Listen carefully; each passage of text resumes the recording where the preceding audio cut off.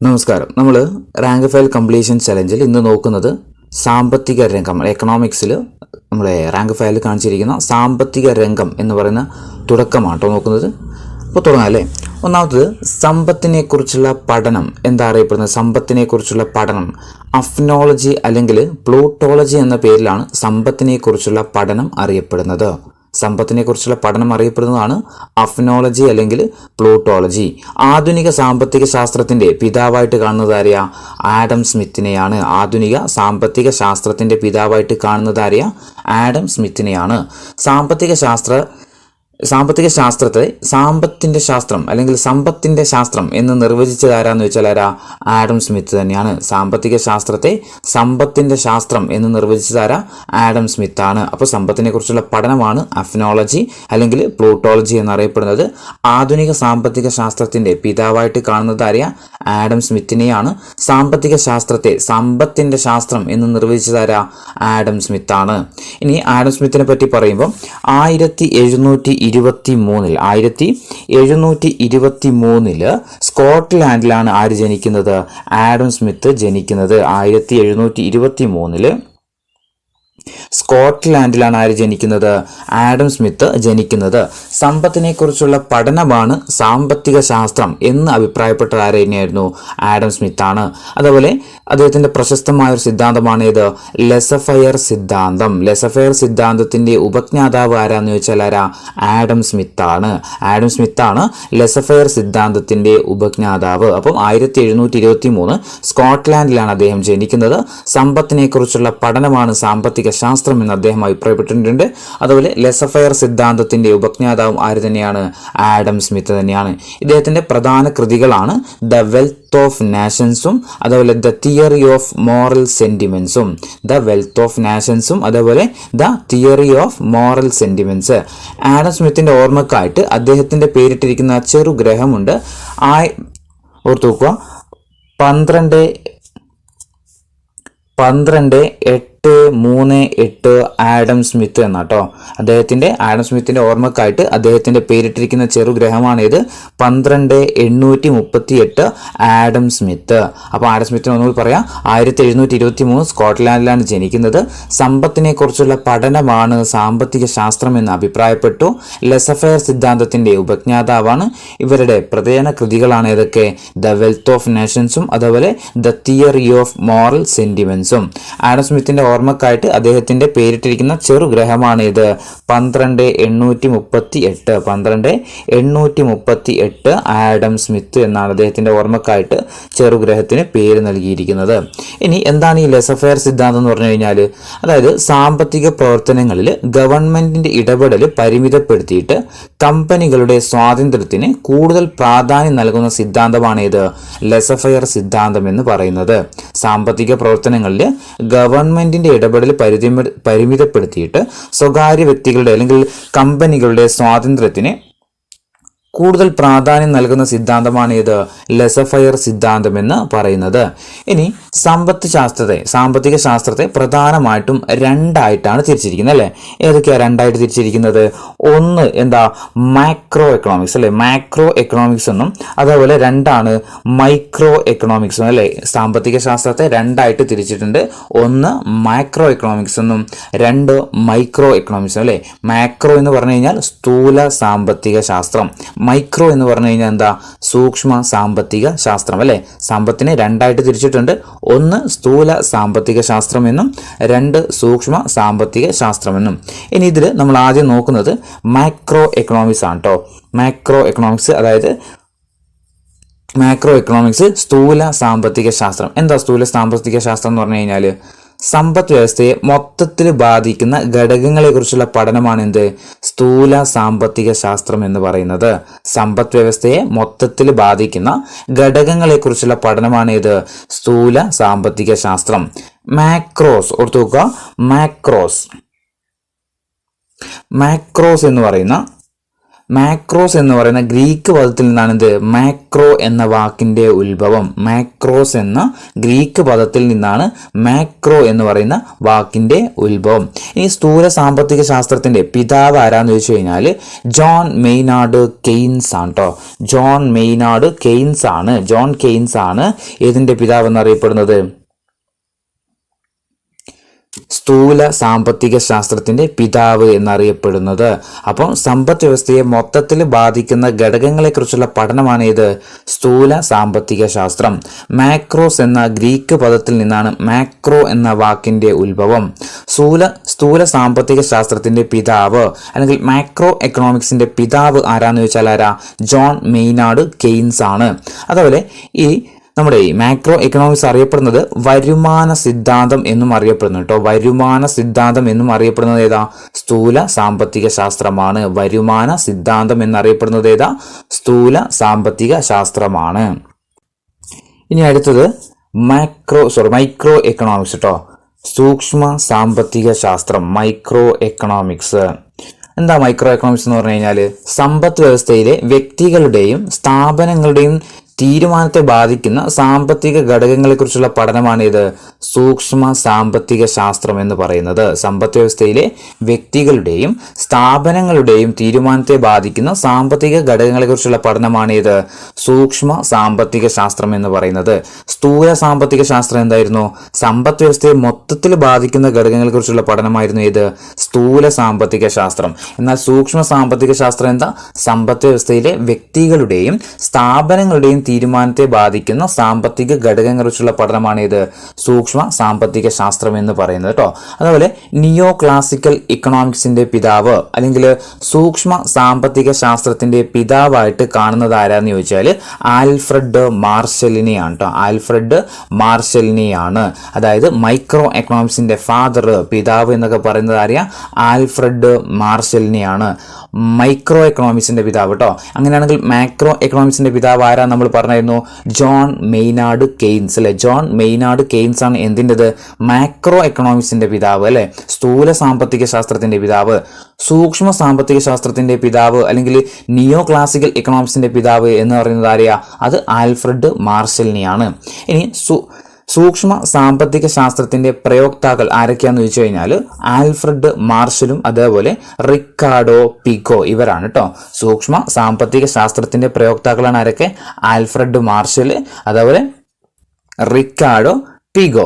ഇനി വില സിദ്ധാന്തം എന്നറിയപ്പെടുന്നത് ഏതാ? സൂക്ഷ്മ സാമ്പത്തിക ശാസ്ത്രമാണ്. വില സിദ്ധാന്തം എന്നറിയപ്പെടുന്നത് ഏതാ? സൂക്ഷ്മ സാമ്പത്തിക ശാസ്ത്രമാണ്. വരുമാന സിദ്ധാന്തം എന്നറിയപ്പെടുന്നതോ? അത് സ്ഥൂല സാമ്പത്തിക ശാസ്ത്രം അല്ലെ. മാക്രോ എക്കണോമിക്സ് സ്ഥൂല സാമ്പത്തിക ശാസ്ത്രം, മൈക്രോ എക്കണോമിക്സ് പ്രൈസ് തിയറി, വില സിദ്ധാന്തം എന്നറിയപ്പെടുന്നു. ഇനി ജോൺ മെയ്നാർഡ് കെയ്ൻസിനെ കുറിച്ചാണ്. 1883 അദ്ദേഹം ബ്രിട്ടനിലാണ് ജനിക്കുന്നത് കേട്ടോ. ജോൺ മെയ്നാർഡ് കെയ്ൻസ് എവിടെയാ? 1883 ബ്രിട്ടനിലാണ് ജനിക്കുന്നത്. സ്ഥൂല സാമ്പത്തിക ശാസ്ത്രത്തിന്റെ പിതാവായിട്ട് കാണുന്നത് ആരെയാ? ജോൺ മെയ്നാർഡ് കെയ്ൻസ് ആണ്. 20-ാം നൂറ്റാണ്ടിലെ ഏറ്റവും സ്വാധീനമുള്ള സാമ്പത്തിക ശാസ്ത്രജ്ഞരിൽ ഒരാളായിരുന്നു ആര്? John Maynard Keynes. 20-ാം നൂറ്റാണ്ടിലെ ഏറ്റവും സ്വാധീനമുള്ള സാമ്പത്തിക ശാസ്ത്രജ്ഞരിൽ ഒരാളായിരുന്നു ആര്? John Maynard Keynes. ഇദ്ദേഹത്തിന്റെ പ്രധാന പുസ്തകങ്ങളാണ് the economic consequences of peace 1919 the general theory of employment, interest and money എന്ന് പറയുന്നത്. അപ്പോൾ 2 പുസ്തകങ്ങളാണ് ഇദ്ദേഹത്തിനുള്ളത് പ്രധാനമായിട്ട്. എക്കണോമിക് കോൺസിക്വൻസ് ഓഫ് പീസ് ഒന്ന്, രണ്ടാമത്തത് the general theory of employment, interest and money എന്ന് പറയുന്നത്. അപ്പോൾ ഇത്രയാണ് നമ്മൾ വേൾഡ് ഒരു എക്സ്ട്രാ ഒരു ഇൻട്രഡക്ഷൻ ആയിട്ട് പറയുന്നത്. ഇനി ഇന്ത്യൻ സാമ്പത്തിക ശാസ്ത്ര ചിന്തകളെ കുറിച്ചാട്ടോ പറയുന്നത്. ഇന്ത്യൻ സാമ്പത്തിക ശാസ്ത്ര ചിന്തകളെ പറ്റി. ഇന്ത്യയുടെ സാമ്പത്തിക ശാസ്ത്ര സിദ്ധാന്തങ്ങളിൽ പ്രാധാന്യം അർഹിക്കുന്ന ഒരു ഗ്രന്ഥമുണ്ട്. ഏതാ? അർത്ഥശാസ്ത്രമാട്ടോ. അർത്ഥശാസ്ത്രം ഇന്ത്യയുടെ സാമ്പത്തിക ശാസ്ത്ര സിദ്ധാന്തങ്ങളിൽ പ്രാധാന്യം അർഹിക്കുന്ന ഒരു ഗ്രന്ഥമാണ് ഇത് അർത്ഥശാസ്ത്രം. ആരായിരുന്നു അർത്ഥശാസ്ത്രത്തിന്റെ രചയിതാവ്? ചാണക്യനാണ് അല്ലെ. അർത്ഥശാസ്ത്രത്തിന്റെ രചയിതാവ് എന്നറിയപ്പെടുന്ന ആരാ? ചാണക്യനാണ്. ചന്ദ്രഗുപ്ത മൗര്യന്റെ മുഖ്യ ഉപദേഷ്ടാവായിരുന്നു ആര്? ചാണക്യൻ. ചന്ദ്രഗുപ്ത മൗര്യന്റെ മുഖ്യ ഉപദേഷ്ടാവായിരുന്നു ആര്? ചാണക്യൻ. മഗധ എന്ന രാജ്യത്തെ ഒരു സാമ്പത്തിക ശക്തിയാക്കി മാറ്റിയതിൽ മുഖ്യ പങ്കുവഹിച്ച വ്യക്തി കൂടിയാണ് ആര്? ചാണക്യൻ. മഗധ എന്ന രാജ്യത്തെ ഒരു സാമ്പത്തിക ശക്തിയാക്കി മാറ്റിയതിൽ മുഖ്യ പങ്കുവഹിച്ച വ്യക്തി കൂടിയാണ് ആര്? ചാണക്യൻ. ഫലപ്രദമായ സാമ്പത്തിക പ്രവർത്തനങ്ങളുടെ അഭാവം ഒരു രാജ്യത്തെ നാശത്തിലേക്ക് നയിക്കുന്നു എന്ന് അഭിപ്രായപ്പെട്ടതാരാ? ചാണക്യനാണ്. ഓർത്തുവെക്കുക, കോട്ടാണ്. ഫലപ്രദമായ സാമ്പത്തിക പ്രവർത്തനങ്ങളുടെ അഭാവം ഒരു രാജ്യത്തെ നാശത്തിലേക്ക് നയിക്കുന്നു എന്ന് അഭിപ്രായപ്പെട്ടതാരാ? ചാണക്യനാണ്. ഇന്ത്യൻ സാമ്പത്തിക ശാസ്ത്രത്തിന്റെ പിതാവ് എന്നറിയപ്പെടുന്നതാരാ? ദാദാഭായ് നവറോജി ആണ് അല്ലെ. ദാദാഭായ് നവറോജിയാണ് എന്തറിയപ്പെടുന്നത്? ഇന്ത്യൻ സാമ്പത്തിക ശാസ്ത്രത്തിന്റെ പിതാവ് എന്ന് അറിയപ്പെടുന്നത് അല്ലെ. ദാദാഭായ് നവറോജി ഇന്ത്യൻ സാമ്പത്തിക ശാസ്ത്രത്തിന്റെ പിതാവ്, അതേപോലെ ഇന്ത്യയുടെ വന്ധ്യവയോധികൻ എന്നൊക്കെ അറിയപ്പെടുന്നതാരാ? ദാദാഭായ് നവറോജി അല്ലെ. ഇന്ത്യയുടെ സാമ്പത്തിക ശാസ്ത്രത്തിന്റെ പിതാവ്, അതേപോലെ ഇന്ത്യയുടെ വന്ധ്യവയോധികൻ എന്നൊക്കെ അറിയപ്പെടുന്നതാരാ? ദാദാഭായ് നവറോജിയാണ്. സാമ്പത്തിക ചോർച്ചാ സിദ്ധാന്തം അല്ലെങ്കിൽ മസ്തിഷ്ക ചോർച്ചാ സിദ്ധാന്തം ആവിഷ്കരിച്ചതാരാ? ദാദാഭായ് നവറോജിയാണ്. ഇന്ത്യൻ സാമ്പത്തിക ശാസ്ത്രത്തിന്റെ പിതാവ് എന്നറിയപ്പെടുന്നുണ്ട്, അതേപോലെ ഇന്ത്യയുടെ വന്ധ്യവയോധികൻ എന്നറിയപ്പെടുന്നുണ്ട്. സാമ്പത്തിക ചോർച്ചാ സിദ്ധാന്തം അല്ലെങ്കിൽ മസ്തിഷ്ക ചോർച്ചാ സിദ്ധാന്തം, ബ്രെയിൻ ഡ്രെയിൻ തിയറി ആവിഷ്കരിച്ചതാരാ? ദാദാഭായ് നവറോജിയാണ്. അതേപോലെ ജയിൽ ജീവിത ചെലവ് സൂചിക പ്രകാരം ഇന്ത്യയിൽ ആദ്യമായിട്ട് ദാരിദ്ര്യരേഖ കണക്കാക്കിയതാരാ? ദാദാഭായ് നവറോജിയാണ്. ജയിൽ ജീവിത ചെലവ് സൂചിക പ്രകാരം ഇന്ത്യയിൽ ആദ്യമായിട്ട് ദാരിദ്ര്യരേഖ കണക്കാക്കിയതാരാ? ദാദാഭായ് നവറോജിയാണ്. ഇദ്ദേഹത്തിന്റെ പ്രശസ്തമായ ഒരു കൃതിയുണ്ട്, poverty and un-British rule in India. Poverty and un-British rule in India. വർഷം ഓർത്തു വെക്കുക, 1901 എഴുതുന്നത്. 1901. അതായത് ഏതാ പുസ്തകം? Poverty and un-British rule in India. ഏതാ വർഷം? 1901. ഇന്ത്യയിൽ ദേശീയ വരുമാനം ഇദ്ദേഹം ആദ്യമായിട്ട് കണക്കാക്കിയ വർഷം ഏതാന്ന് ചോദിച്ചാൽ 1867-68 കാലയളവിലാട്ടോ. ഇന്ത്യയിൽ ദേശീയ വരുമാനം ആദ്യമായിട്ട് കണക്കാക്കിയതാരാ? ദാദാഭായ് നവറോജിയാണ്. വർഷം ഓർത്തു നോക്കുക, 1867-68 കാലയളവിലാണ്. ഇദ്ദേഹത്തിന്റെ ഒരു മാസികയുണ്ട്, അതായത് രസ്ത് ഗോഫ്താർ എന്ന ദ്വൈവാരികയുടെ പത്രാധിപനായിരുന്ന വ്യക്തിയായിരുന്നു ആര്? ദാദാഭായ് നവറോജി. അപ്പോൾ രസ്ത് ഗോഫ്താർ ആരുമായി ബന്ധപ്പെട്ടതാ? ദാദാഭായ് നവറോജിയുമായിട്ട് ബന്ധപ്പെട്ടതാണ്.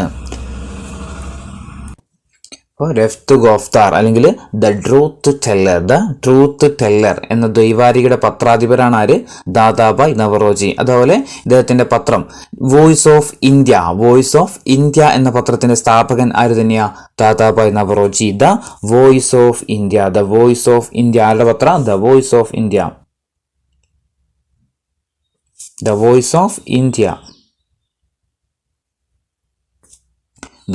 ഓഫ് ഇന്ത്യ എന്ന പത്രത്തിന്റെ സ്ഥാപകനായ ദാദാഭായ് നവറോജിയാണ്. അതുപോലെ ദാദാഭായ് നവറോജിയുടെ പേരിൽ പുരസ്കാരം ഏർപ്പെടുത്തിയ രാജ്യം ഏതാന്ന് ചോദിച്ചാൽ ബ്രിട്ടനാണ് കേട്ടോ. ദാദാഭായ് നവറോജിയുടെ പേരിൽ പുരസ്കാരം ഏർപ്പെടുത്തിയ രാജ്യം ഏതാ? ബ്രിട്ടനാണ്. അതേപോലെ ബ്രിട്ടീഷ് പാർലമെന്റിലേക്ക് മത്സരിച്ച് ജയിച്ച ആദ്യത്തെ ഏഷ്യാക്കാരൻ കൂടിയാണ് ആര്? ദാദാഭായ് നവറോജി. അപ്പോൾ ഒന്നുകൂടി പറയാം ദാദാഭായ് നവറോജിയെ കുറിച്ചിട്ട്. ഇന്ത്യൻ സാമ്പത്തിക ശാസ്ത്രത്തിന്റെ പിതാവ്, ഇന്ത്യയുടെ വന്ധ്യവയോധികൻ എന്നൊക്കെ അറിയപ്പെടുന്നത് ദാദാഭായ് നവറോജിയാണ്.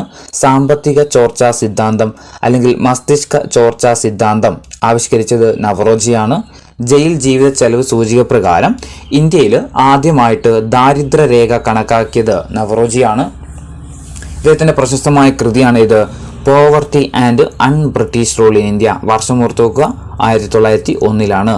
ഇന്ത്യയിൽ ദേശീയ വരുമാനം ആദ്യമായിട്ട് കണക്കാക്കിയ വ്യക്തി 1867-68 കാലയളവിൽ രസ്ത് ഗോഫ്താർ ദ ട്രൂത്ത് ടെല്ലർ എന്ന ദ്വൈവാരികയുടെ പത്രാധിപരായിരുന്നു. വോയിസ് ഓഫ് ഇന്ത്യ എന്ന പത്രത്തിന്റെ സ്ഥാപകനാണ്. ദാദാഭായ് നവറോജിയുടെ പേരിൽ പുരസ്കാരം ഏർപ്പെടുത്തിയ രാജ്യമാണ് ഇത്? ബ്രിട്ടൻ. ദാദാഭായ് നവറോജിയുടെ പേരിൽ പുരസ്കാരം ഏർപ്പെടുത്തിയ രാജ്യമാണ് ഇത്? ബ്രിട്ടൻ. ബ്രിട്ടീഷ് പാർലമെന്റിലേക്ക് മത്സരിച്ച് ജയിച്ച ആദ്യത്തെ ഏഷ്യാക്കാരനാണ് ആര്? ദാദാഭായ് നവറോജി. ഇനി എന്താണ് ഈ ചോർച്ചാ സിദ്ധാന്തം എന്ന് പറഞ്ഞു കഴിഞ്ഞാൽ, അതായത് ഇന്ത്യൻ സാമ്പത്തിക ചോർച്ചകളുടെ പ്രധാന കാരണങ്ങൾ കണ്ടെത്തിയതായിരുന്നു ആര്? ദാദാഭായ് നവറോജി. അതായത് നമ്മുടെ ഇന്ത്യയിലുള്ള സമ്പത്ത് എങ്ങനെയാണ് കൊള്ളയടിച്ചു പോകുന്നത് എന്നതിനെപ്പറ്റി പഠിച്ചതാണ് ഏത്? ഈ നമ്മുടെ സാമ്പത്തിക ചോർച്ചാ സിദ്ധാന്തം എന്ന് പറയുന്നത്. അതായത് ബ്രിട്ടന്റെ സാമ്രാജ്യത്വ വികസനത്തിന് വേണ്ടിയിട്ട് ഇന്ത്യൻ സമ്പത്ത് കൊള്ളയടിക്കൽ, അതുപോലെ ഇന്ത്യയിൽ ജോലി ചെയ്തിരുന്ന ബ്രിട്ടീഷ് ഉദ്യോഗസ്ഥർക്ക് ഉയർന്ന ശമ്പളം നൽകിയത്, 3 അസംസ്കൃത വസ്തുക്കൾ തുച്ഛമായ വില നൽകി വാങ്ങിയിട്ട് അതുകൊണ്ടുണ്ടാക്കിയ ഉൽപ്പന്നങ്ങൾ ഇന്ത്യയിൽ തന്നെ കൂടിയ വിലക്ക് വിൽപ്പന നടത്തിയത്, ഇന്ത്യൻ തൊഴിലാളികളെ അടിമകളെ പോലെ പണിയെടുപ്പിച്ചിട്ട് വ്യാവസായിക ഉൽപ്പന്നങ്ങൾ ബ്രിട്ടനിലേക്ക് കയറ്റി അയച്ചു. ഇതായിരുന്നു ഇന്ത്യൻ സാമ്പത്തിക ചോർച്ചകളുടെ പ്രധാന കാരണങ്ങളായിട്ട് നവറോജി കണ്ടെത്തിയത്. എന്തൊക്കെയാ? 1 ബ്രിട്ടന്റെ സാമ്രാജ്യത്വ വികസനത്തിന് വേണ്ടിയിട്ട് ഇന്ത്യൻ സമ്പത്ത് കൊള്ളയടിക്കൽ, 2 ഇന്ത്യയിൽ ജോലി ചെയ്തിരുന്ന ബ്രിട്ടീഷ് ഉദ്യോഗസ്ഥർക്ക് ഉയർന്ന ശമ്പളം നൽകിയത്, 3 അസംസ്കൃത വസ്തുക്കൾ തുച്ഛമായ വില നൽകി വാങ്ങിയിട്ട് അതുകൊണ്ടുണ്ടാക്കിയ ഉൽപ്പന്നങ്ങൾ ഇന്ത്യയിൽ തന്നെ കൂടിയ വിലക്ക് വിൽപ്പന നടത്തിയത്, 4 ഇന്ത്യയിൽ തൊഴിലാളികൾ അടിമകളെ പോലെ പണിയെടുത്തിട്ട് ഇന്ത്യൻ തൊഴിലാളികൾ അടിമകളെ പോലെ പണിയെടുപ്പിച്ചിട്ട് വ്യാവസായിക ഉൽപ്പന്നങ്ങൾ ബ്രിട്ടനിലേക്ക് കയറ്റി അയച്ചത്. ഇതായിരുന്നു പ്രധാനമായിട്ട് ഇന്ത്യൻ സാമ്പത്തിക ചോർച്ചയ്ക്കുണ്ടായ പ്രധാന കാരണമെന്ന് പറയുന്നത്. ഇനി ബ്രിട്ടീഷ് ചൂഷണവും പടിഞ്ഞാറൻ നാഗരികതയും എങ്ങനെ ഇന്ത്യയെ തകർത്തു എന്ന് വ്യക്തമാക്കിയ സാമ്പത്തിക ശാസ്ത്രജ്ഞനാണ് രമേശ് ചന്ദ്ര ദത്ത്. രമേശ് ചന്ദ്ര ദത്ത് എന്താ? ബ്രിട്ടീഷ് ചൂഷണവും പടിഞ്ഞാറൻ നാഗരികതയും എങ്ങനെ ഇന്ത്യയെ തകർത്തു എന്ന് വ്യക്തമാക്കിയ സാമ്പത്തിക ശാസ്ത്രജ്ഞനാണ് ആര്? രമേശ് ചന്ദ്ര ദത്ത്. ഇദ്ദേഹത്തിന്റെ ഒരു പ്രശസ്തമായ പുസ്തകമുണ്ട്, the economic history of India under early British rule. The economic history of India under early British rule എന്ന പുസ്തകത്തിന്റെ കർത്താവാര? R.C. ദത്താണ്. R.C. ദത്താണ്. അപ്പം ബ്രിട്ടീഷ് ചൂഷണവും പടിഞ്ഞാറ് നാഗരികതയും എങ്ങനെ ഇന്ത്യയെ തകർത്തു എന്ന് വ്യക്തമാക്കിയ സാമ്പത്തിക ശാസ്ത്രജ്ഞനാണ് ആര്? രമേശ് ചന്ദ്ര ദത്ത്. ഇദ്ദേഹത്തിന്റെ പുസ്തകം ഓർത്തു വെക്കുക, the economic history of India under early British rule എന്ന പുസ്തകത്തിന്റെ കർത്താവ് ആരാണ്? R.C. ദത്താണ്. ബ്രിട്ടീഷ് ചൂഷണത്തിന്റെ സാമ്പത്തിക പ്രത്യാഘാതങ്ങളെ കുറിച്ച് പ്രതിപാദിച്ച ഇന്ത്യൻ സാമ്പത്തിക വിദഗ്ധരാണ് ആരൊക്കെ എന്ന്? ദാദാഭായ് നവറോജിയും ഇപ്പം പറഞ്ഞ രമേശ് ചന്ദ്ര ദത്തും എന്ന് പറയുന്നത്. ഇനി സാമ്പത്തിക ശാസ്ത്രവുമായിട്ട് പഠിക്കുന്ന സമയത്ത് നമുക്ക് ആരെ കൂടി പഠിക്കണം? മഹാത്മാഗാന്ധിയെ കൂടി പഠിക്കണം അല്ലേ? മഹാത്മാഗാന്ധിയും സാമ്പത്തിക ശാസ്ത്രവും നോക്കിയാലോ നമുക്ക്. അതായത് ദാദാഭായ് നവറോജിക്ക് ശേഷം ഇന്ത്യൻ സാമ്പത്തിക ശാസ്ത്രത്തിന് തനതായിട്ട് സംഭാവന നൽകിയ വ്യക്തിയാണ് മഹാത്മാഗാന്ധി. ദാദാഭായ് നവറോജിക്ക് ശേഷം ഇന്ത്യൻ സാമ്പത്തിക ശാസ്ത്രത്തിന് തനതായിട്ടുള്ള ഒരു സംഭാവന നൽകിയ വ്യക്തിയാണ് ആര്? മഹാത്മാഗാന്ധി. ഗ്രാമവികസനത്തിനും അതുപോലെ ധാർമ്മിക മൂല്യങ്ങൾക്കും അദ്ദേഹം പ്രാധാന്യം നൽകിയിട്ടുണ്ടായിരുന്നു. ഗ്രാമവികസനത്തിനും ധാർമ്മിക മൂല്യങ്ങൾക്കും അദ്ദേഹം എന്ത് ചെയ്തു? പ്രാധാന്യം നൽകി. ട്രസ്റ്റിഷിപ്പ് ഓർത്തു വെക്കുക. ട്രസ്റ്റിഷിപ്പ് എന്ന് പറയുന്ന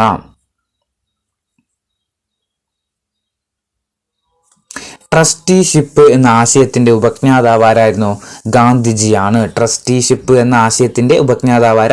ഗാന്ധിജിയാണ്. ഗാന്ധിജിയുടെ സാമ്പത്തിക ശാസ്ത്ര ആശയങ്ങൾ ആദ്യമായിട്ട് അവതരിപ്പിച്ച പുസ്തകം ഓർത്തു വെക്കുക, ഹിന്ദ് സ്വരാജ് ആണ് കേട്ടോ. ഹിന്ദ് സ്വരാജ് വർഷം ഓർത്തു വെക്കുക, 1909 ഹിന്ദ് സ്വരാജ് ഏതാ വർഷം?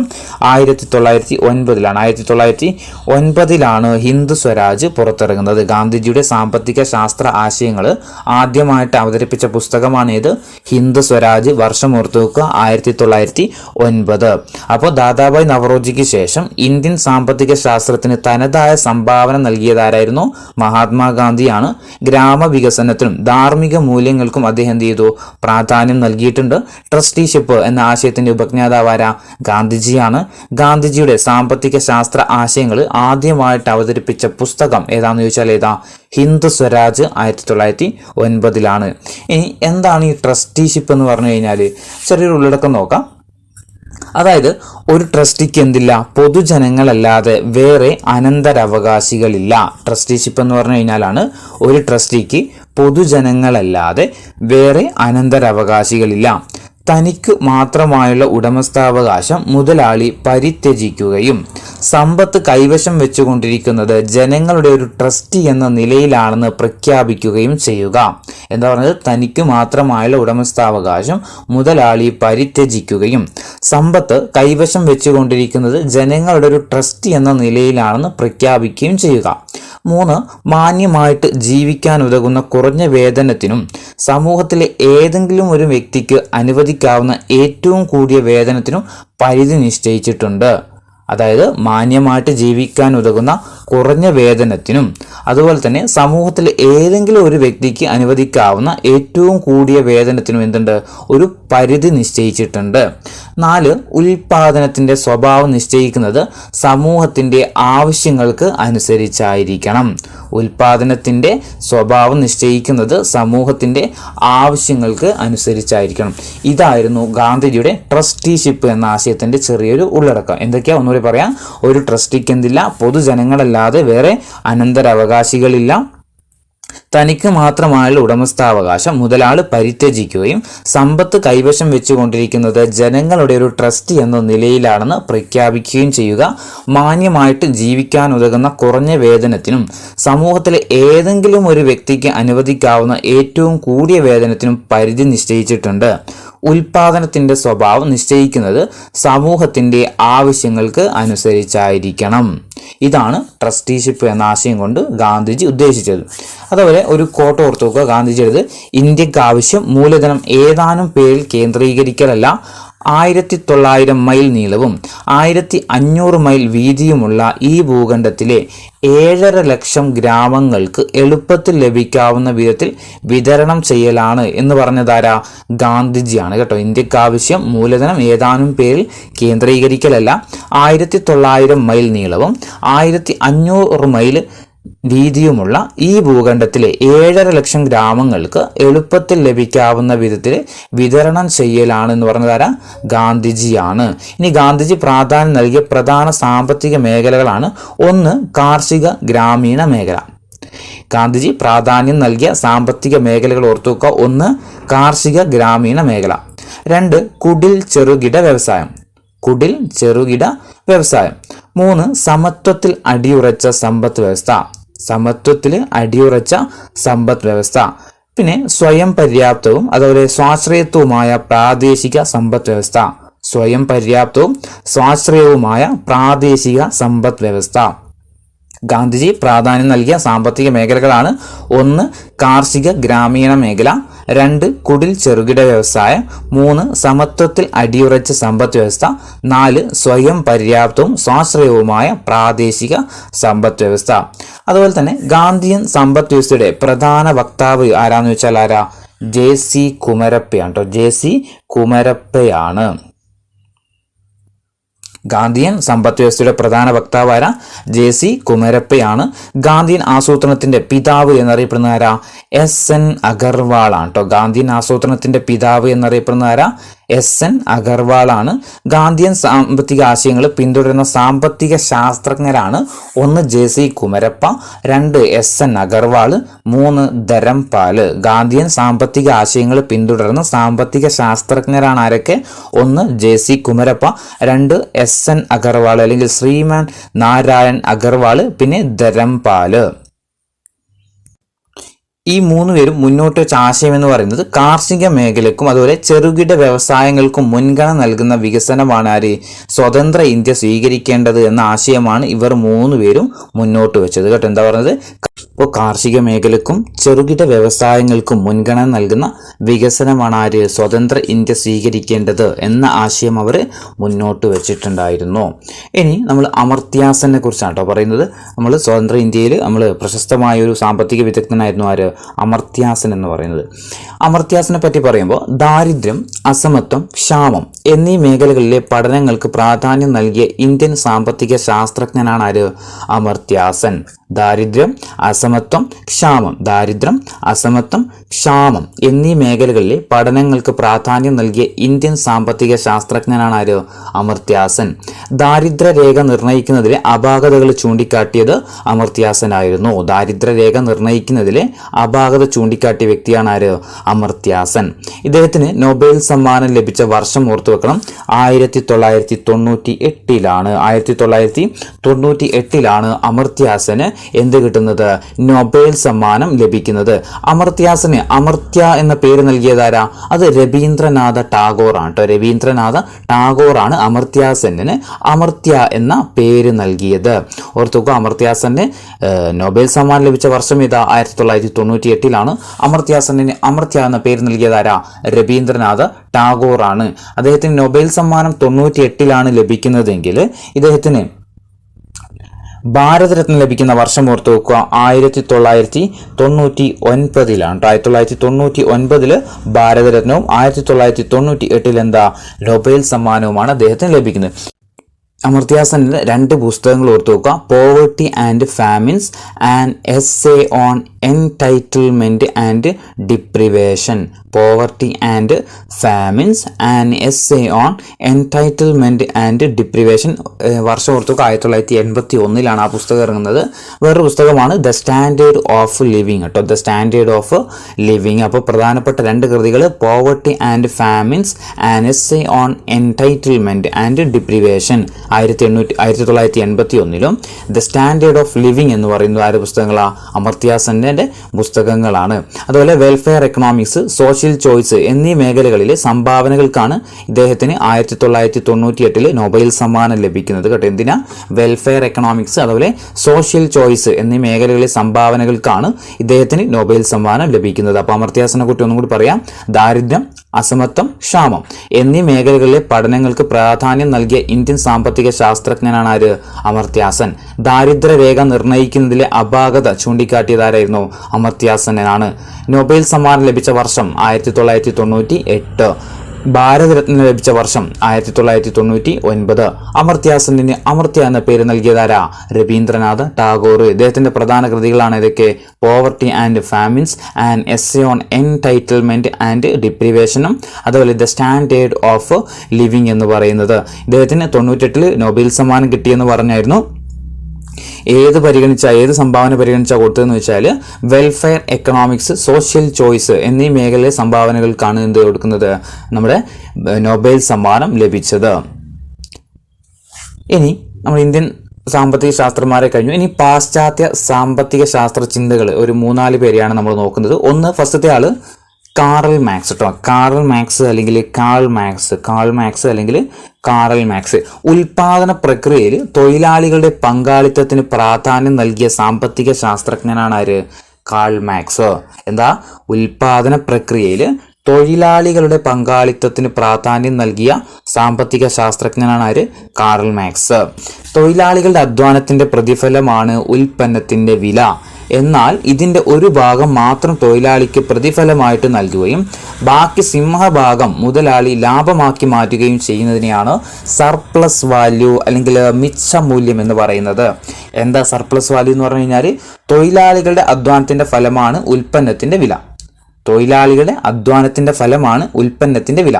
എന്നാൽ ഇതിന്റെ ഒരു ഭാഗം മാത്രം തൊഴിലാളികൾക്ക് പ്രതിഫലമായിട്ട് നൽകുകയും ബാക്കി സിംഹഭാഗം മുതലാളി ലാഭമാക്കി മാറ്റുകയും ചെയ്യുന്നു. ഇതിനെയാണ് നമ്മൾ എന്തെന്ന് പറയുന്നത്? സർപ്ലസ് വാല്യൂ എന്ന് പറയുന്നത്. ആരാ പറഞ്ഞത്? ഇത് കാൾ മാക്സ് പറഞ്ഞത് കേട്ടോ.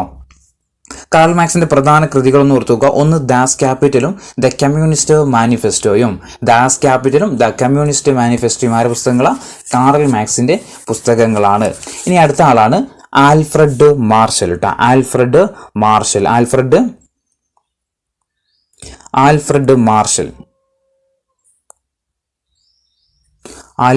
മാർഷൽ നിയോ ക്ലാസിക്കൽ സാമ്പത്തിക ശാസ്ത്രത്തിന്റെ പിതാവാണ് ആര്? Alfred Marshall. നമ്മൾ പറഞ്ഞായിരുന്നു എന്ത്?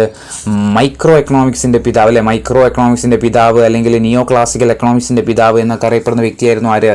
Alfred marshal. സമ്പത്ത് ആത്യന്തികമായിട്ട് മനുഷ്യന്റെ ക്ഷേമത്തിന് വേണ്ടിയായിരിക്കണമെന്നും സാമ്പത്തിക പ്രവർത്തനങ്ങളെല്ലാം മനുഷ്യക്ഷേമത്തിന് പ്രാധാന്യം നൽകുന്നതായിരിക്കണമെന്നും അഭിപ്രായപ്പെട്ട വ്യക്തിയാണ് ആര്? Alfred marshal. അപ്പോൾ നിയോ ക്ലാസിക്കൽ സാമ്പത്തിക ശാസ്ത്രത്തിന്റെ അല്ലെങ്കിൽ മൈക്രോ എക്കണോമിക്സിന്റെ പിതാവ് എന്നറിയപ്പെടുന്ന വ്യക്തിയാണ് ആര്? Alfred marshal. ഇദ്ദേഹം പറഞ്ഞെന്താ? സമ്പത്ത് ആത്യന്തികമായിട്ട് മനുഷ്യന്റെ ക്ഷേമത്തിന് വേണ്ടിയായിരിക്കണമെന്നും സാമ്പത്തിക പ്രവർത്തനങ്ങളെല്ലാം മനുഷ്യക്ഷേമത്തിന് പ്രാധാന്യം നൽകുന്നതായിരിക്കണമെന്നും അഭിപ്രായപ്പെട്ട വ്യക്തിയാണ് ആര്? Alfred marshal. അതേപോലെ ഇദ്ദേഹം എന്ത് ചെയ്തിട്ടുണ്ട്, ഒരു ചോദന നിയമം ആവിഷ്കരിച്ചു. ചോദന നിയമം ആവിഷ്കരിച്ച വ്യക്തിയാണ് ആര്? Alfred marshal. ചോദന നിയമം ബാധകമല്ലാത്ത ഉൽപ്പന്നങ്ങൾ അറിയപ്പെടുന്നത് ഗിഫൻ ഗുഡ്സ് എന്നാട്ടോ. ചോദന നിയമം ബാധകമല്ലാത്ത ഉൽപ്പന്നങ്ങൾ അറിയപ്പെടുന്നതാണ് ഗിഫൻ ഗുഡ്സ്. ഗിഫൻ ഗുഡ്സ് എന്ന പേര് നൽകിയത് ആരാന്ന് വെച്ച് കഴിഞ്ഞാൽ സർ റോബർട്ട് ഗിഫന്റെ ബഹുമാനാർത്ഥമാണ് കേട്ടോ. സർ റോബർട്ട് ഗിഫന്റെ ബഹുമാനാർത്ഥമാണ് ഗിഫൻ ഗുഡ്സ് എന്ന് പേര് നൽകി. എന്താ ഗിഫൻ ഗുഡ്സ് എന്ന് പറഞ്ഞു കഴിഞ്ഞാൽ ചോദന നിയമം ബാധകമല്ലാത്ത ഉൽപ്പന്നങ്ങൾ അറിയപ്പെടുന്നതാണ് ഇത് ഗിഫൻ ഗുഡ്സ്. എന്താ ചോദന നിയമം ആവിഷ്കരിച്ചത് ആരാ? അത് ആൽഫ്രഡ് മാർഷലാണ്. ആൽഫ്രഡ് മാർഷലിന്റെ പ്രധാന കൃതിയുണ്ട്, ഓർത്തു വെക്കുക, പ്രിൻസിപ്പിൾ ഓഫ് എക്കണോമിക്സ്, സാമ്പത്തിക ശാസ്ത്ര തത്വങ്ങൾ. ആരുടെ പുസ്തകം? ആൽഫ്രഡ് മാർഷലിന്റെ പുസ്തകമാണ്. അപ്പം ആൽഫ്രഡ് മാർഷൽ ഒന്നുകൂടി പറയാം, നിയോ ക്ലാസിക്കൽ സാമ്പത്തിക ശാസ്ത്രത്തിന്റെ പിതാവാണ്.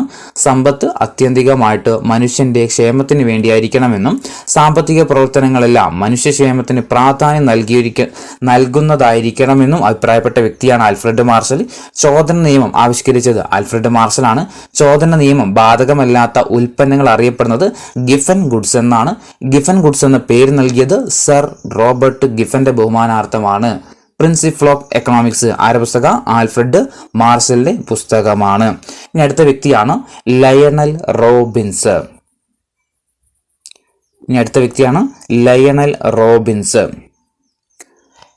പരിമിത വിഭവങ്ങൾ ഫലപ്രദമായിട്ട് ഉപയോഗിക്കുന്നതിൽ നമ്മുടെ ആവശ്യങ്ങൾക്ക് മുൻഗണന നിശ്ചയിക്കണം എന്ന് അഭിപ്രായപ്പെട്ട വ്യക്തിയാണ് ആര്? Lionel Robbins. പരിമിതമായ വിഭവങ്ങൾ ഫലപ്രദമായിട്ട് ഉപയോഗിക്കുന്നതിൽ നമ്മുടെ ആവശ്യങ്ങൾക്ക് മുൻഗണന നൽകിയിരിക്കണം, അല്ലെങ്കിൽ മുൻഗണന നിശ്ചയിക്കണം എന്ന് അഭിപ്രായപ്പെട്ട വ്യക്തിയാണ് ആര്? Lionel Robbins. അതിരില്ലാത്ത ആവശ്യങ്ങളും പരിമിതമായ വിഭവങ്ങളും തമ്മിലുള്ള ബന്ധത്തെക്കുറിച്ച് പഠനം നടത്തിയ വ്യക്തിയാണ് ആര്? Lionel Robbins. അതിരില്ലാത്ത ആവശ്യങ്ങളും പരിമിതമായ വിഭവങ്ങളും തമ്മിലുള്ള ബന്ധത്തെക്കുറിച്ച് പഠനം നടത്തിയതാരാ? ലയണൽ റോബിൻസ് ആണ്. ഇദ്ദേഹത്തിന്റെ പ്രധാന കൃതികളാണ് a history of economic thought, the great depression. ഈ രണ്ട് പുസ്തകവും ആരതാ? ലയണൽ റോബിൻസിൻ്റെതാണ്. അപ്പോൾ ലയണൽ റോബിൻസ് എന്താ പറഞ്ഞത്? പരിമിതമായ വിഭവങ്ങൾ ഫലപ്രദമായിട്ട് ഉപയോഗിക്കുന്നതിൽ നമ്മുടെ ആവശ്യങ്ങൾക്ക് മുൻഗണന നിശ്ചയിക്കണം എന്ന് അഭിപ്രായപ്പെട്ട വ്യക്തിയായിരുന്നു ആരോ? Lionel Robbins. അതിരില്ലാത്ത ആവശ്യങ്ങളും പരിമിതമായ വിഭവങ്ങളും തമ്മിലുള്ള ബന്ധത്തെക്കുറിച്ച് പഠനം നടത്തിയ വ്യക്തി കൂടിയാണ് ആര്? Lionel Robbins. അദ്ദേഹത്തിന്റെ പ്രധാന കൃതികളാണ് എ ഹിസ്റ്ററി ഓഫ് എക്കണോമിക് തോട്ടും ദ ഗ്രേറ്റ് ഡിപ്രഷൻ എന്ന് പറയുന്നത്. ഇനി അടുത്തത് പോൾ എ സാമുവൽസൺ ആണ് കേട്ടോ. Paul A Samuelson. ഒരു രാജ്യത്തിന്റെ സാമ്പത്തിക ഭദ്രത മികച്ച സാമ്പത്തിക ആസൂത്രണത്തിന്റെയും ശരിയായ വിഭവ വിനിയോഗത്തിന്റെയും ഫലമാണ് എന്ന് അഭിപ്രായപ്പെട്ട വ്യക്തിയാണ് ആര്? Paul A Samuelson. ഒരു രാജ്യത്തിന്റെ സാമ്പത്തിക ഭദ്രത മികച്ച സാമ്പത്തിക ആസൂത്രണത്തിന്റെയും ശരിയായ വിഭവ വിനിയോഗത്തിന്റെയും ഫലമാണ് എന്ന് അഭിപ്രായപ്പെട്ട വ്യക്തിയാണ് ആര്? Paul A Samuelson. അപ്പോൾ ഇത്രയാണ് നമ്മൾ ഇന്ന് നോക്കുന്നത്. അടുത്തതിൽ എന്ത് ചെയ്യുക? സമ്പദ് വ്യവസ്ഥകളെ കുറിച്ച്, അതായത് മുതലാളിത്ത സമ്പദ് വ്യവസ്ഥ, സോഷ്യലിസ്റ്റ് സമ്പദ് വ്യവസ്ഥ, മിശ്ര സമ്പദ് വ്യവസ്ഥയൊക്കെ നമുക്ക് അടുത്ത വീഡിയോയിൽ നോക്കാം കേട്ടോ.